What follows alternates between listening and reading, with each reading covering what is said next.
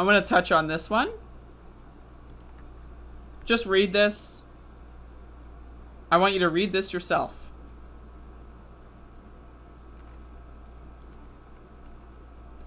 Hannity says Biden... I just fucking paused the clip. How did it play when I paused it?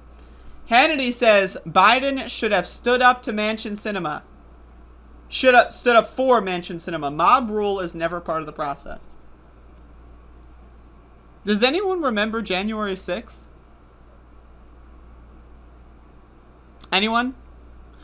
Sean Hannity is complicit in January 6th. He promoted anti-vaxxer conspiracy theories.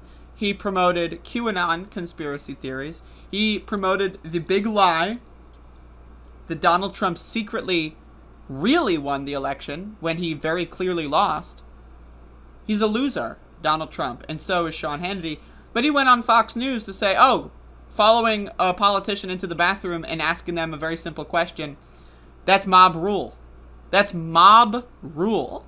January 6th, storming the Capitol, trying to take politicians as hostages and kill them, execute them, overthrow the U.S. democracy, whatever form of democracy, right? Overthrow the U.S. government, install a dictator and a king. That's cool. But yelling at someone on an airplane? Oof. That's mob rule. Let's read.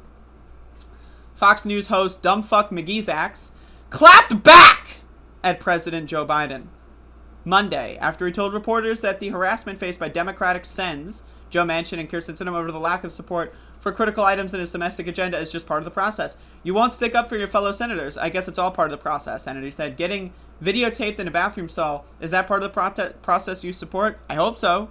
Again, I agree with Joe Biden's remarks on this. What happened to standing up for a women's rights to privacy? Again, you need to understand all these people are dumb fuck motherfuckers. Fox News led the domino effect. Let's analyze the domino effect here. Without Fox News, January 6th wouldn't have happened. Fox News created Trumpism. Trumpism led to people dying trying to overthrow the U.S. government. Remember Ashley Babbitt? She was crawling through a window trying to chase and murder politicians to install Donald Trump as king. And she was shot and killed for it by the one good cop. Hey, I'm just saying. I need y'all to understand how media plays a key factor in these things. And I'm going to cover another story after this that goes into a little bit more detail. The right wing is trying to cover up January 6th. It happened on live television. They're trying to retcon. Oh, sorry, we don't like that part. Pretend it didn't happen. Democrats, let them get away with it. 14th Amendment, Section 3, clearly states, if you engage or provide aid or comfort to those who engage in an insurrection against the United States, you are banned from ever holding office, state or federal. The entire Republican Party orchestrated an attempted insurrection, a failed coup. Yet, the Republican Party is still in Congress. According to the 14th Amendment of the Constitution, they should have all been expelled instantly and banned from ever running for office again. That's what the Constitution says. I thought the Republicans were the pro-Constitution party. Guess who drafted those amendments? The Republican Party. When it was actually pretty radical in the 1800s before the party switched. They drafted and wrote the 14th Amendment that said those who give aid or comfort to those engaging in insurrection are banned from federal office. 170 years or so later, the Republican Party tried to overthrow the United States and install a king.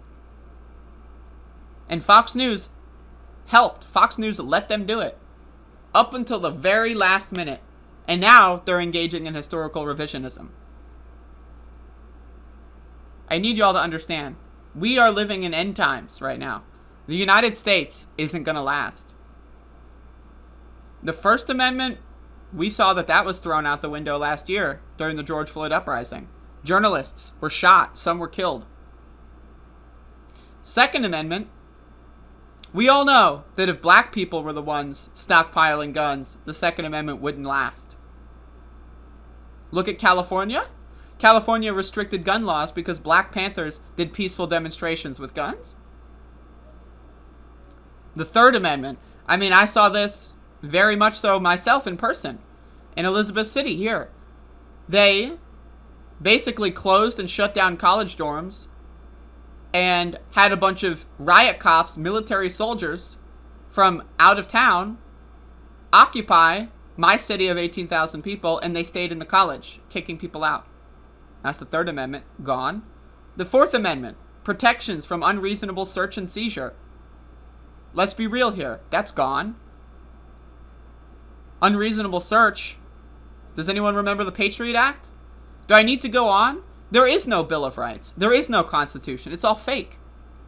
And that was proven penultimately on January 6th, when the 14th Amendment said that they should all have been expelled. And yet, they're all still here.